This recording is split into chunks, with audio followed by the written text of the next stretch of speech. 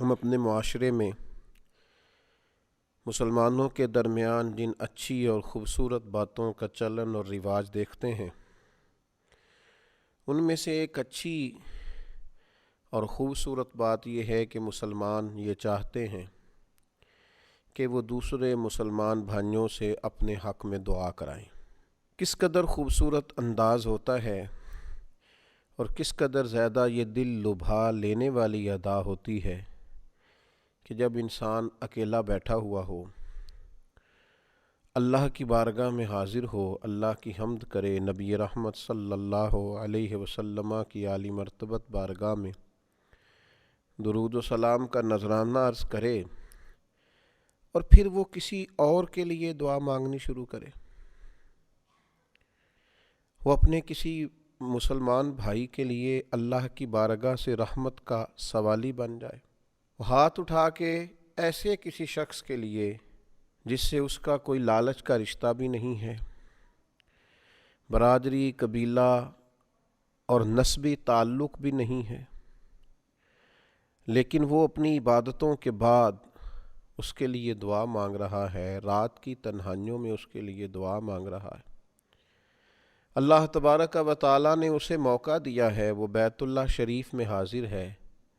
مسجد نبوی شریف صلی اللہ تعالیٰ علیہ وسلم کی پرفضا ٹھنڈی اور خوبصورت راتیں اسے میسر ہیں، اور اتنی عظیم الشان جگہ پر جب وہ ہاتھ اٹھائے تو وہ کسی اور کے لیے دعا مانگے۔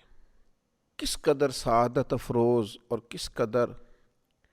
رقت آمیز لمحہ ہوتا ہے جب انسان کسی اور کے لیے دعا مانگتا ہے۔ اولاد کے لیے ماں باپ کی دعا مانگنا یہ بھی بڑا معنی رکھتا ہے، شاگردوں کے لیے استاذ کا دعا مانگنا یہ بھی بڑا معنی رکھتا ہے، اور میرے بزرگ تو فرماتے کہ شیخ اگر مخلص ہو نا، اور اگر وہ راہ سلوک میں اپنے سالکین کو چلا رہا ہو اور اخلاص کے ساتھ ان کی تربیت کر رہا ہو، اور مرشد اگر صحیح معنوں میں مشفق اور مہربان ہو، تو وہ تو جب تنہائی میں دعا کرتا ہے تو مریدین کے لیے پہلے کرتا ہے اور اپنی اولاد کے لیے بعد میں کرتا ہے۔ اللہ کے حضور جب کرم مانگتا ہے تو پہلے ان لوگوں کے لیے مانگتا ہے جو اس سے دین سیکھ رہے ہیں، اس کے بعد وہ ہاتھ اٹھاتا ہے اپنی اولاد کے لیے۔ تو کسی اور کے لیے دعا مانگنا، ایک تو وہ شخص کتنا سعادت مند ہے کہ جسے کسی نے یاد رکھا ہے تو دعا میں ہی یاد رکھا ہے، اسے وہ شخص اس موقع پر یاد آیا ہے جب وہ بندہ رجوع اللہ کر رہا تھا، اللہ کے حضور حاضر تھا۔ دعا عبادت کا مغز بھی ہے، اور دعا اتنی بڑی سعادت ہے کہ انسان اللہ کے حضور حاضر ہے۔ تو وہ شخص کتنا نصیب والا ہے جو آپ کی دعاؤں میں آپ کو یاد آ گیا ہے، اور آپ نے اللہ کی بارگاہ میں عرض کر دیا ہے کہ مالک اس پہ کرم فرما۔ اور پھر یہ شخص کتنا بڑا ہے، کتنا مخلص ہے، اور اپنے سینے میں کتنا کو درد رکھتا ہے دوسروں کے لیے کہ یہ کسی اور کے لیے دعا مانگ رہا ہے۔ اللہ کی بارگاہ میں عرض کر لیا، یا اللہ فلاں کو عطا فرما۔ یہ بھی ایک حسن ہے میرے دین کا، یہ بھی ایک روحانیت ہے کتاب و سنت میں، یہ بھی ایک عنوان ہے، یہ بھی ایک ادا ہے اللہ والوں کی، یہ بھی ایک کمال ہے رب کے بندوں کا۔ قرآن مجید کی سورہ حشر اللہ تبارک و تعالی نے اہل ایمان کا ایک طریقہ اور مسلمانوں اور اپنے حبیب کے ماننے والوں کی ایک عظمت کو، ان کی ادا کو اس طرح بھی بیان فرمایا۔ والذین جاءوا من بعدہم، فرمایا وہ جو ان کے بعد آئے، یقولون، وہ اللہ کی بارگاہ میں عرض کرتے ہیں، وہ کہتے ہیں، ربنا اغفر لنا ولاخواننا الذین سبقونا بالایمان۔ وہ جو ان کے بعد آئے وہ عرض کرتے ہیں، وہ کہتے ہیں، اے ہمارے رب ہمیں بھی بخش دے اور ہمارے ان بھائیوں کو بھی بخش دے جو ہم سے پہلے ایمان لائے۔ وہ اپنے ان بھائیوں کے لیے دعا کرتے ہیں۔ پھر دیکھیے قرآن مجید کا انداز محبت، اللہ تعالیٰ کو ان بندوں کی یہ ادا اتنی پسند ہے دوسروں کے لیے دعا مانگنا کہ اہل ایمان کی اس ادا کو اللہ نے قرآن میں بیان کیا۔ فرمایا والذین جاؤوا من بعدہم، وہ جو ان کے بعد آئے، یقولون ربنا اغفر لنا ولاخواننا الذین سبقونا بالایمان، وہ عرض کرتے ہیں ہمارے رب ہمیں بھی بخش دے اور ہمارے ان بھائیوں کو بھی بخش دے جو ہم سے پہلے ایمان لائے۔ ان کی غیر موجودگی میں ان کے لیے دعا کرتے ہیں، اللہ کے حضور عرض کرتے ہیں، اللہ سے اپنے بھائیوں کے لیے خیر مانگ رہے ہیں۔ آپ دیکھیے رسول کریم صلی اللہ تعالی علیہ وسلم نے اس عمل خیر کو کتنی اہمیت دی۔ حضرت سیدنا ابو درداء رضی اللہ تعالیٰ عنہ روایت فرماتے ہیں اور صحیح مسلم شریف میں یہ حدیث موجود ہے، ارشاد فرماتے ہیں کہ نبی کریم صلی اللہ تعالیٰ علیہ وسلم نے فرمایا جو مسلمان اپنے بھائی کے لیے اس کی غیر موجودگی میں دعا مانگتا ہے نا، تو اللہ تبارک و تعالی ایک فرشتے کو مقرر کرتا ہے، فرشتہ اس کی دعا پر آمین بھی کہتا ہے اور یہ بھی کہتا ہے کہ اللہ تعالیٰ تجھے بھی اس کی مثل عطا کرے جو تو نے اپنے بھائی کے لیے مانگا ہے۔ اللہ تجھے بھی وہ سارا کچھ عطا کرے، اللہ تعالیٰ تجھے بھی وہ دے، اس کی مثل اللہ تجھے بھی عطا کرے۔ یعنی یہ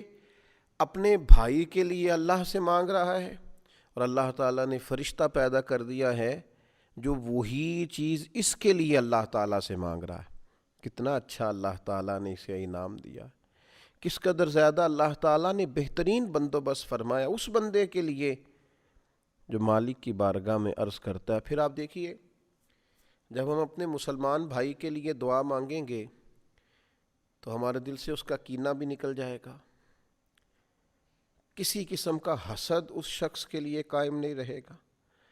کس قدر زیادہ مسلمان کی محبت، مومن کی محبت دل میں آئے گی، اخوت اسلامی کو کتنا فروغ ہوگا، بھائی چارے کو کتنا دوام ملے گا، محبتیں کس پائے کی ہو جائیں گی جب دوسروں کے لیے دعا مانگیں گے۔ آج کچھ لوگ کہتے ہیں جب ان سے کہا جائے کہ مسلمانوں کے لیے دعا مانگو تو کہتے ہیں دعا سے کیا ہوتا ہے؟ او بھائی عمل بھی ضرور کرنا چاہیے، عمل بڑا درجہ رکھتا ہے، لیکن آپ دعا کی اہمیت کا انکار کیسے کر سکتے ہیں؟ نبی کریم علیہ السلام نے فرمایا دعا مومن کا ہتھیار ہے۔ بدر میں جنگ بھی کی، اللہ کے محبوب علیہ السلام نے تدبیر بھی فرمائی، صفیں بھی سیدھی کی اور ساری رات دعا بھی فرمائی۔ اللہ کے حبیب علیہ السلام نے ہمیں یہ اسوہ دیا ہے کہ دعا ایک بڑی قیمتی چیز ہے۔ دعا کا معنی ہے آپ نے اپنے رب سے رجوع کیا، اللہ تبارک و تعالیٰ سے آپ نے مدد کا سوال کیا،